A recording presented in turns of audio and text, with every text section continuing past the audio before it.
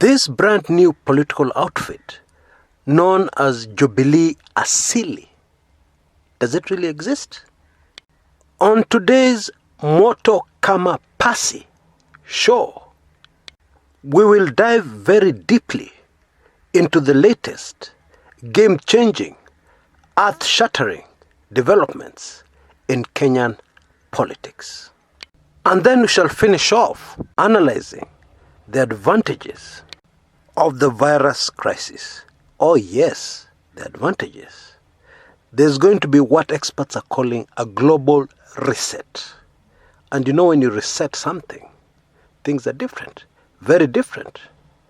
In fact, in most cases, you end up with a situation where those who are last become first, and those who are right at the top sink to the bottom, never to recover again. Yeah, so don't miss that. So, let's start with siasa. You know, it is super fascinating how history keeps on repeating itself. Because 28 years ago, I used to live in a place called Riruta Satellite, part of the Dagoretti constituency, yeah, at least in those days. And one slow weekend, I went to a political rally. And this is what I heard the master of ceremonies saying: Ford Asili, Ford Asali. And the way he said it, yeah, the crowd erupted into wild cheers. Now, the Ford Asili party came out of the mighty Ford party, which was formed in 1991. Actually, early 1992. And this was the party that made the mighty KANU party and Daniel Toroitich Arap Moi, the president then, shake in their boots. The founders of that political juggernaut not only included the most popular politicians you could think about at the time, people like Kenneth Matiba, Raila Odinga, Kijana Wamalwa, etc., etc. But it also included some of the founding fathers of the Kenyan nation.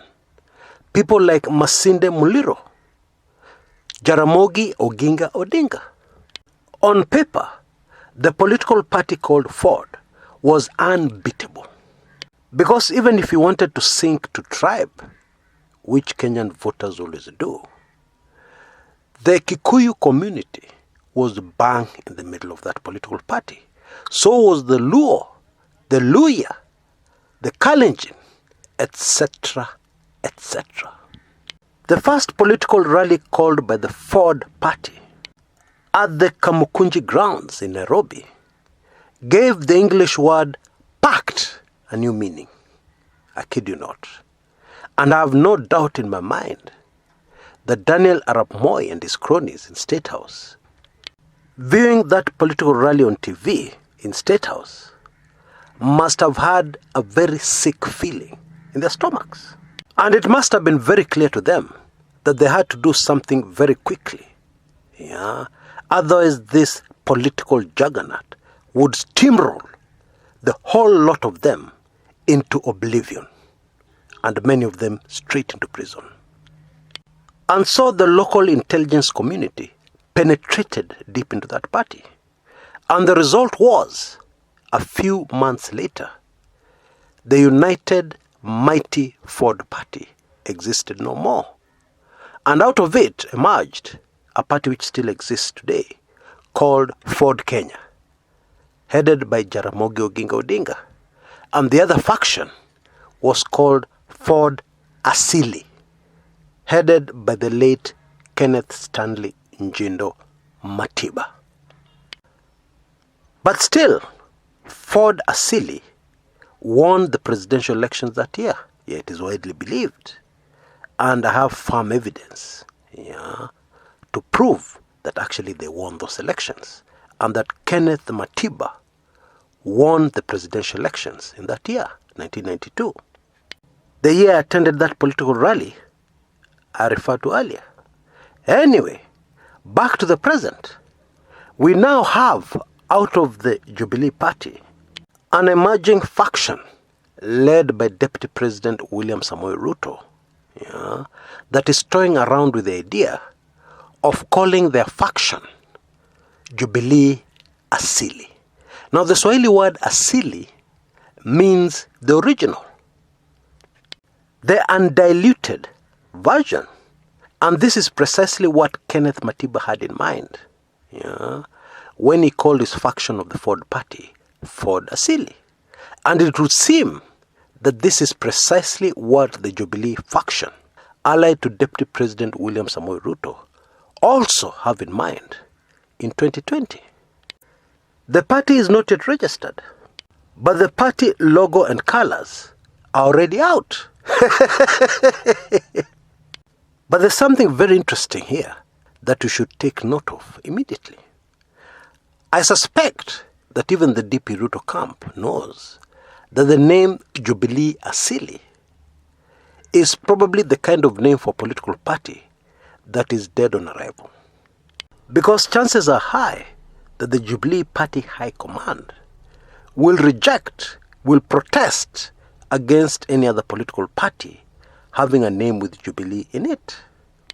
And since the registrar of political parties knows very well what side of the bread is buttered,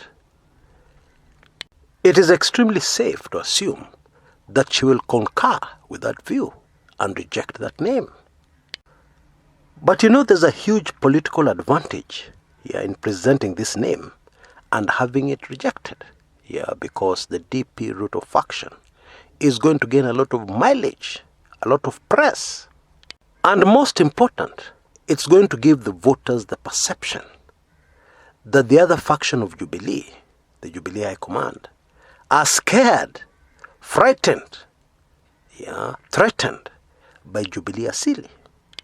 Now, I'm fully aware of the fact that many of you on this channel are of the view that Uhuru Kenyatta's Jubilee Party faction is unbeatable, especially after recent developments, where the Wiper Party and the CCM Party, Chama cha Mashinani of Isaac Ruto, have made pacts for cooperation with the Jubilee Party. And so, your reasoning is, how does a party with Raila Odinga, Uhuru Kenyatta, Kalonzo Musyoka, Isaac Ruto, how do you beat such a party in any election? Well, the reality is that the Wiper Party was beaten in the last elections, in Ukambani in several places. They lost the Machakos governorship to Alfred Mutua's Maendeleo Chap Chap Party. They lost the Kitui governorship to Charity Kalukingilu. In fact, as we speak, the Wiper Party is struggling to assert its authority in Ukambani. And the latest tactic is trying to get governors, popular governors who are not aligned to Wiper, impeached, like Governor Kivutha Kibwana of Makwene and Charity Ngilu of Kitui. The Chama cha Mashinani Party in the Rift Valley cannot boast of any serious support.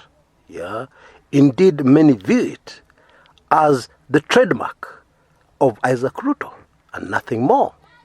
Raila Odinga has been winning elections, although he has never stepped into State House, but he has been winning elections by getting many parts of Kenya to vote against his main opponent. In politics the world over, many people win elections simply by getting the voters to cast a protest vote against their main opponent. And a protest vote against their main opponent is a vote for them. Simple, very effective. So when you take all that into consideration, Uhuru Kenyatta's Jubilee Party may not be as unbeatable as many people think. I'm not saying they're weak. I'm just saying they may not be unbeatable, as many of us may want to think. Bottom line, if Jubilee Asili manages to give Kenyan voters the perception that somebody is scared of them, there is absolutely no doubt that would be a huge advantage to them. Not the kind of advantage that will win them an election, no, but a great start in a major political campaign. Now I can hear somebody saying, oh Chris, you've got it wrong this time. Yeah, I thought the major concern is what Uhuru Kenyatta's Jubilee are thinking. Yeah, now that DP Ruto wants to leave Jubilee for Jubilee Asili, his own political party. Chris, that should be your main focus. Yeah, how State House has panicked. You know, political analysts in Kenya really like that headline. State House panics as somebody does this and that. Well, I can assure you there's no panic. Only analysis. Cool, calculated, relaxed analysis in State House at this latest developments. Why? Well, the answer is very simple. If, for example, you want your wife to leave the house and you have done all kinds of things to provoke her to leave, like you sleep out, nothing happens. You sleep out for 3 consecutive days, she's still there. And then you decide you're going to bring in a woman into the house, kick her out of the bedroom, yeah, and sleep there with the other woman while she sleeps in the sitting room. And then, surprise, surprise, you come back the next day and you find she's still there. She has not packed. And then while you're thinking of what you're going to do next, suddenly you hear your wife has left. Are you going to be in a panic? Or are you going to say, finally, what took them so long? Well, this is precisely the situation in the Jubilee Party with the Deputy President William Ruto. And the truth is, even after the latest development, we cannot say for sure that the Deputy President has left Jubilee. It's like you want your wife to leave, and one day she packs suitcases, and hides them somewhere in the servants' quarters or in the garage. She is still in the compound. She has not left. And you may be in for a rude shock when you discover that amongst the items she has packed are title deeds. Bottom line, she has not yet left. Ni kushtua wewe tu. Which brings us to the question, very nagging question. What is the Deputy President's game plan here? Has he left Jubilee?